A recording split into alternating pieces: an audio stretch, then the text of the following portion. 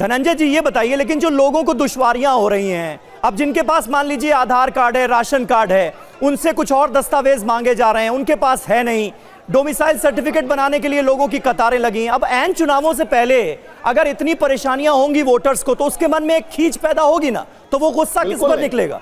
मैं आप ही के चैनल पर बैठे हुए आप ही के रिपोर्टर की बात बता रहा हूं कि 5 करोड़ लोगों को तो कुछ करना ही नहीं है, और 2.9 करोड़ लोगों को अगर जो डिटेल देना है वो बहुत ही सरल है। और 53 हजार एक पार्टियों ने, 54,000 किसी पार्टी ने, 21,000 सरकार ने, तमाम तरह के जो लगा रखे हैं। आपको सिर्फ दस्तखत करके भी अगर आप जमा कर देते हैं कि हाँ मैं हूं, मेरा ये एग्जिस्टेंस है, तो फिर इसको शुद्धिकरण किया जा रहा है। और पहले भी 2030 में किया गया था, 30 दिनों में, अभी भी 30 दिन में किया जा रहा है। लेकिन जिन लोगों की राजनीतिक जमीन समाप्त हो रही है, जिनको अब लग रहा है कि भाई ये सरकार जाएगी नहीं, क्योंकि जब से प्रधानमंत्री नरेंद्र मोदी इस देश के चलिए ठीक है, नेतृत्वकर्ता बने हैं। ठीक है, यानी धनंजय जी आपके हिसाब से एक्सरसाइज लोगों के लिए बहुत सिंपल है। हालांकि हमारे संवाददाता रुपेश ने जाकर ग्राउंड में रियलिटी को चेक किया और वहां पर जो देखने को मिला, लोग परेशान, हताश नजर आए, उनके पास डॉक्यूमेंट, दस्तावेज नहीं है। खैर आएंगे एक बार फिर से आपके पास, फाजिल जी भी आपके पास भी आऊंगा। लेकिन जहां पर गोलंबर चौक से राहुल गांधी और तेजस्वी यादव जो ये यात्रा की शुरुआत हुई है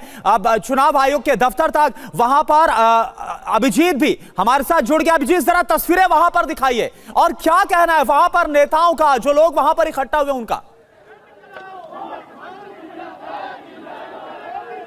जिस रास्ते पर ये रैली चल रही है, आप देख सकते हैं कि सिर्फ आपको महागठबंधन के कार्यकर्ता दिखाई देंगे और अलग अलग पार्टियों के झंडे आपको आज एक समूह में यहाँ पर दिखाई देंगे। तो इस तरीके से इस यात्रा की शुरुआत हो गई है। राहुल और तेजस्वी जैसे ही शामिल हुए इस यात्रा में, जो वाहन चलनी है उसके ऊपर आए, वैसे ही कार्यकर्ताओं का जो हुजूम है वो इलेक्शन कमीशन की तरफ, जो इनकम टैक्स गोलंबर है, वहां से चलना शुरू हो गया। और सुबह से ही ये कार्यकर्ता लगातार यहाँ पर डटे हुए थे और अब एकजुट होकर चलना शुरू हो गए। ये तस्वीरें मैं आपको दिखा रहा हूं कि एक बड़े ये गाड़ियों का काफिला आपको दिखाई देगा और उसके साथ पैदल चलते हुए आपको ये तमाम कार्यकर्ता दिखाई देंगे, जिसमें जितनी भी पार्टियां महागठबंधन में शामिल हैं, चाहे कांग्रेस, आरजेडी की बात करें, उसके अलावा लेफ्ट पार्टीज और वीआईपी की बात करें, और यहां तक कि लोक जनशक्ति पार्टी जो पशुपति पारस ने बनाई, उसके भी कार्यकर्ता आपको यहां पर इसमें शामिल दिखाई देंगे। और तमाम कार्यकर्ता पैदल मार्च करते हुए यहां पर आगे बढ़ रहे हैं और उस बीच में आगे जाकर राहुल गांधी, तेजस्वी और उसके अलावा जितने भी महागठबंधन के नेता हैं वो एक ट्रक के ऊपर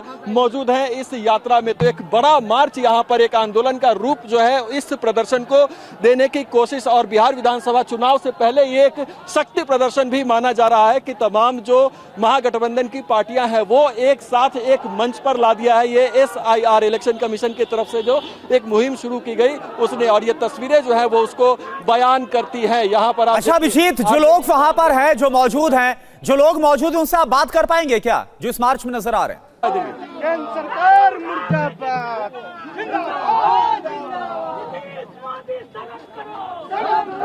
अभिजीत बात कीजिए लोगों से। करते हो तमाम लोग, आप लोग यहाँ पर पहुंचे हैं, क्या परेशानी है? अगर वोटर में वेरिफिकेशन हो जाएगा तो क्या परेशानी है? 25 दिन में 14 करोड़ लोगों का वेरिफिकेशन हो पाएगा? ये संभव है? आप टाइम दीजिएगा। वोटर में सुधार के लिए इन्होंने किया है, इसमें 11 जो दिया है कि 11 पेज देना चाहिए, उसमें क्या होगा? किसी गरीब के पास वोट देने के अधिकार से वंचित करने का षड्यंत्र है। केंद्र सरकार के इशारे पर चुनाव आयोग चल रही, मैंने गांव-गांव जाकर के देखा, गांव के लोगों को केंद्र सरकार के आदेश पर चुनाव आयोग ने ये फैसला लिया है। ये आरोप पुरजोर तरीके से न सिर्फ आरजेडी और कांग्रेस के कार्यकर्ता ग्राउंड पर लगाते हुए नजर आ रहे हैं, बल्कि बड़े नेताओं का भी यही आरोप है, चाहे वो राहुल गांधी हो, मल्लिकार्जुन खड़गे हो या फिर तेजस्वी यादव।